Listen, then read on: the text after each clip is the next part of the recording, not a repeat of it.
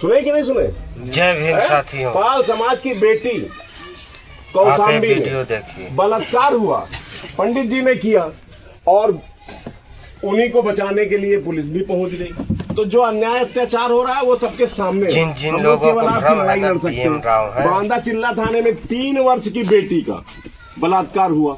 दमोह में, जो मध्य प्रदेश दमोह सुने कि नहीं, वहां पे पंडित जी का पैर धो करके कुशवाहा समाज के लोगों को पीना पड़ा है। ये जमाना चल रहा है आज की डेट में। सही कहा सर। भारत के मुख्य न्यायाधीश पे, भारत का जो चीफ जस्टिस ऑफ इंडिया है, उसके ऊपर जूता फेंकने वाला कोई और नहीं है, ब्राह्मण समाज का व्यक्ति है। पता है कि नहीं आपको? हाँ, पता है। भारत का संविधान बाबा साहेब अम्बेडकर ने लिखा है। बाबा साहेब अम्बेडकर के संविधान के कारण एक वोट का अधिकार हमको आपको सबको मिला कि नहीं मिला?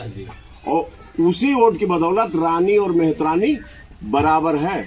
अब राजा रानी के पेट से नहीं, जनता की वोट से पैदा होता है। और उस संविधान को कौन चुनौती दे रहा है, बात मालूम है आपको? एक वकील है पंडित अनिल मिश्रा जी, वो कह रहे हैं कि बाबा साहेब अम्बेडकर ने संविधान नहीं लिखा, BN राव जी ने संविधान लिखा है। हद तो तब हो गई, हम लोग सब लोग कहते हैं कि भाई हम हिंदू हैं, कहते हैं कि नहीं है?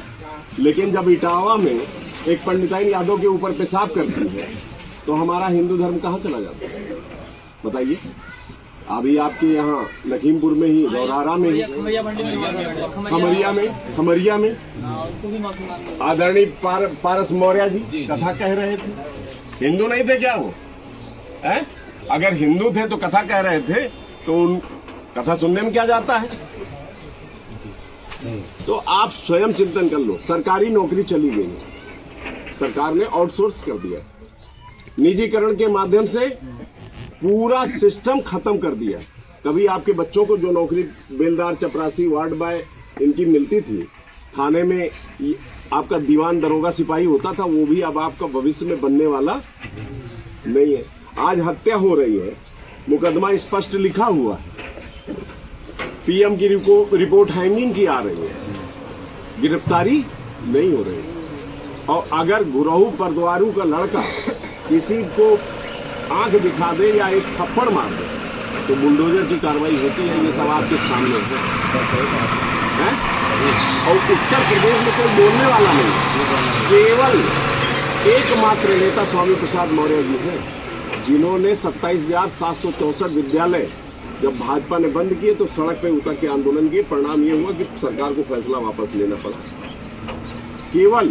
तो इसलिए इसमें जो आप लोगों के साथ अन्याय हुआ है, अपनी जनता पार्टी पूरी तरीके से मौर्य जी आपके साथ है और जहां तक जरूरत पड़ेगी वहां तक लड़ेंगे। लेकिन नेता तभी शक्तिशाली होता है जब उसके पीछे समाज कोई। तो हम यही कर रहे हैं, हम जैसे प्रचार चल रहे हैं, हम बराबर जा रहे हैं, लेकिन इसलिए आप लोग विचार कर लो। पकड़ते इसलिए गंगाराम की हत्या की गई है, मैं यहाँ बैठा हूँ सुरक्षित नहीं हूँ, मेरी भी हत्या हो सकती है।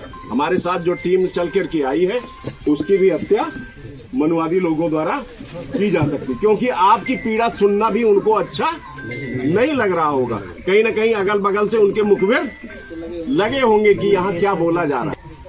70 साल के स्वामी प्रसाद मौर्य जो 5 बार MLA रहते हैं, 2 बार MLC रहते हैं, 5-6 बार कैबिनेट मंत्री रहते हैं, 3 बार नेता विरोधी दल रहते हैं, उन पर हाथ उठाने की हिमाकत रायबरेली में